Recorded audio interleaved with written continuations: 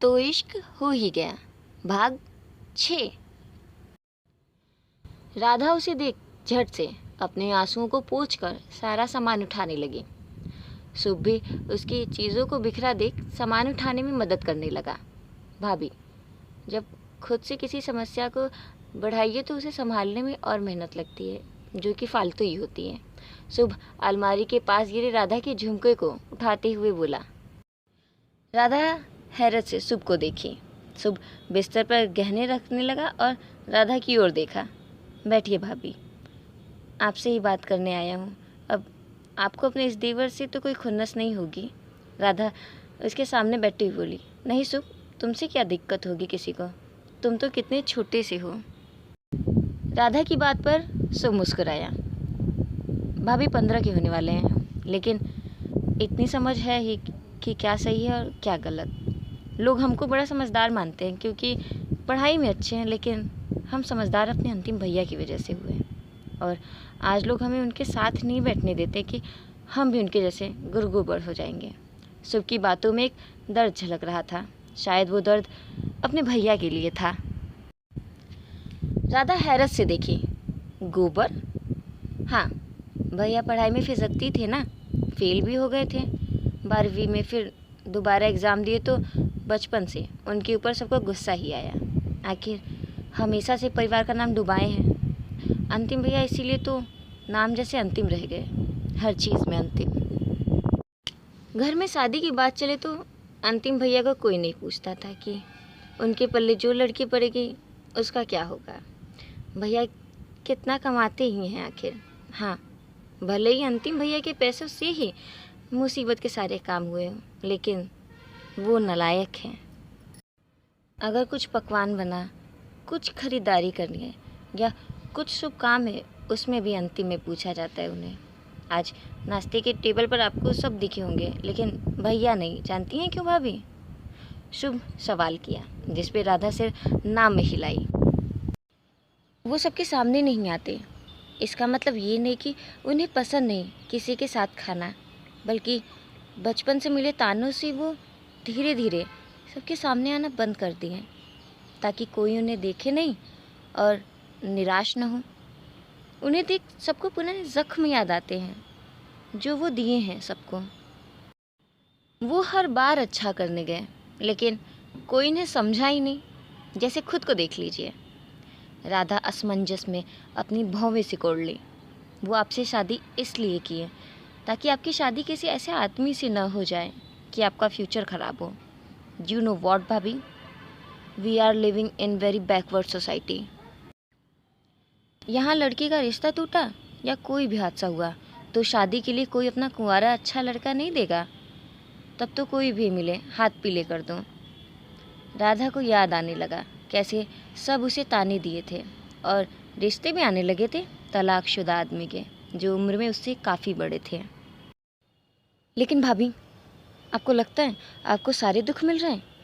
मेरे भैया एक एक पल घुटते हैं। भाभी, कोई उनके मन की बात नहीं समझता। बस उनका फेलियर, उनकी गलती। लोगों को वो एक नालायक और नाकामयाब इंसान लगते हैं, जिनके संग में हम भी बिगड़ जाएंगे। कहते ही कहते सब गुस्से में अपनी मुट्ठियाँ भींच लिया। लेकिन सिर्फ फेलियर से पूरा परिवार अंतिम से दूर नहीं हो सकता। उसे कोशिश करनी चाहिए अपने परिवार की नज़र में अच्छा बनने की। राधा आश्चर्य से सवाल की। राधा की बात पर सब मुस्कुराया, और वो क्यों मुस्कुराया ये बात वही जानता था। ये सब छोटी बात बताए हम। उनके ज़िंदगी में ऐसे कई बड़े राज हैं जो आपको पता भी नहीं और कोई बताएगा भी नहीं। क्या हुआ था अंतिम के साथ? राधा सवाल की, जिस पर शुभ गहरी सांस लेकर आंखें बंद किया, मानो बीती बातें वो याद कर रहा हूँ, और बोलना शुरू किया। ऐसे तो भैया बचपन से नालायक और फेलियर ही रहे, लेकिन परिवार का कलंक तब बन गए जब वो अपनी ही बड़ी बहन की खुशियाँ उसे दिलाने की कोशिश की है। बड़े पापा की 2 बेटियाँ हैं, सिद्धि और रिद्धि दीदी। सिद्धि दीदी की जब शादी तय हुई थी तो भैया 10वीं में थे और हम तो बहुत छोटे थे और शुभ्रा गोद में। लड़का परिवार सब अच्छा था, दहेज दान की बात हो चुकी थी, सब खुश थे। लेकिन एक दिन अंतिम भैया सिद्धि दीदी को घाट पर एक लड़के से मिलते देख लिए। दोनों एक दूसरे के गले लग रो रहे थे। भैया जब उनके पास गए तो पता चला सिद्धि दीदी कॉलेज के ही चैतन्य नाम के लड़के से प्यार करती है। राधा की आंखें हैरत से फैल गईं। अंतिम भैया अपने दीदी को ज़िंदगी भर किसी के साथ घुटते हुए नहीं देख सकते थे, तो बस रिश्ता तोड़वाने के लिए जो समझ में आया कर लिए। जिस लड़के से शादी तय हुई उसे धमकी देने चले गए और ये भी बोल दिए कि लड़की किसी और को प्यार करती है। रिश्ता टूटा तो सही, लेकिन वो लड़का और उसके परिवार वाले कॉलोनी में आकर सबके सामने सिद्धि दीदी की इज्जत उतारने लगे और सारी बात बता दी है। ये अच्छा हुआ कि चैतन्य जीजू उसी वक्त सिद्धि दीदी का हाथ थाम लिए और उनका परिवार शादी के लिए मान गया। लेकिन पापा और दोनों बड़े पापा अंतिम भैया से बात करना क्या, अपना नाता तोड़ दिए। उन्हें लगा भैया घर की इज्जत उतारने में लगे थे, जबकि सच तो कुछ और ही था। घर में ये सच किसी को नहीं पता, क्योंकि भैया सिद्धि दीदी से वादा लिए हैं। लेकिन हम ये बात सुन लिए थे एक बार, तब अंतिम भैया से ही पूरी कहानी जाने। शुभ के मुंह से इतनी बड़ी बात सुन राधा हैरान हो गई। उसे कुछ समझ नहीं आ रहा था क्या बोले। कैसे कोई परिवार अपने ही बेटे को खुद से इतना दूर कर सकता है। ये बात ही काफ़ी नहीं, बल्कि और भी कई किस्से हैं जो भैया को डिप्रेशन में डालने के लिए काफ़ी हैं। पता है, हमारी सोसाइटी में डिप्रेशन को कोई बीमारी नहीं मानता। अगर ब्रेकअप हुआ तो आई एम डिप्रेस्ड का टैग लगा लेंगे, या कोई छोटी बात हुई लाइफ में तो डिप्रेशन।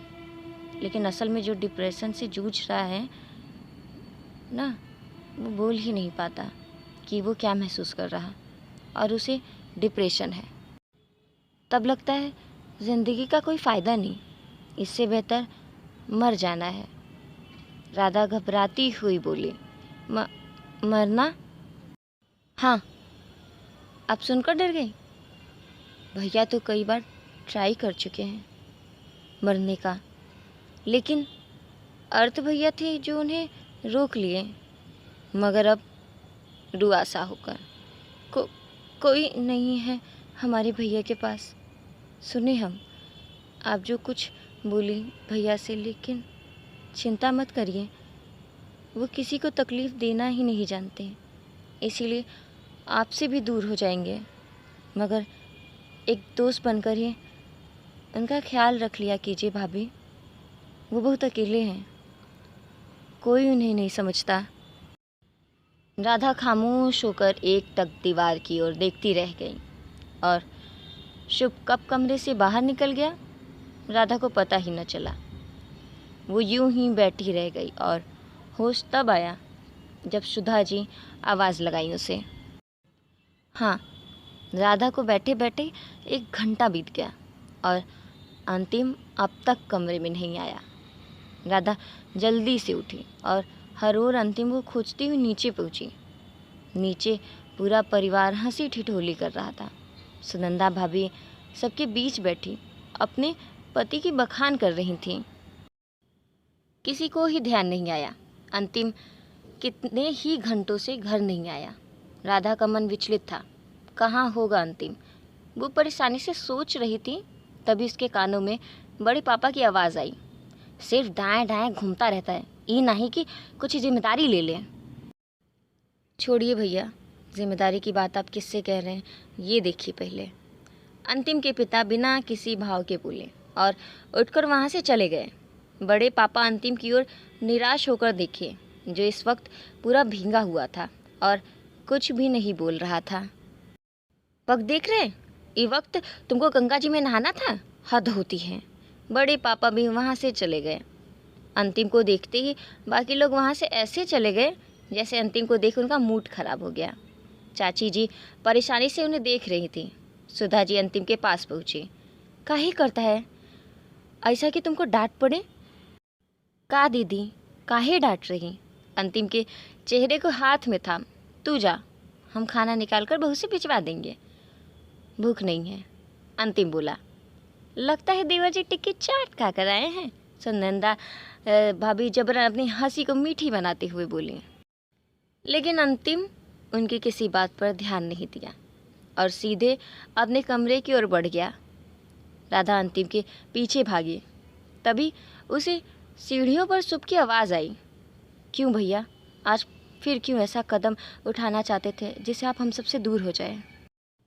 शुभ रात हो गई है, अंतिम बिना किसी भाव के कहा और आगे बढ़ गया। राधा अपने आंखों में आंसू लिए ऊपर की ओर देखती रही और अपने मुंह पर हाथ रख ली जिससे इसकी सिसकियां कोई सुन ना पाए।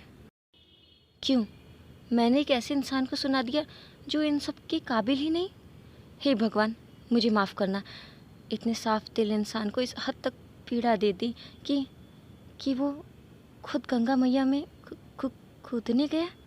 राधा खुद से बोली और रोती हुई ऊपर अंतिम की ओर भागी।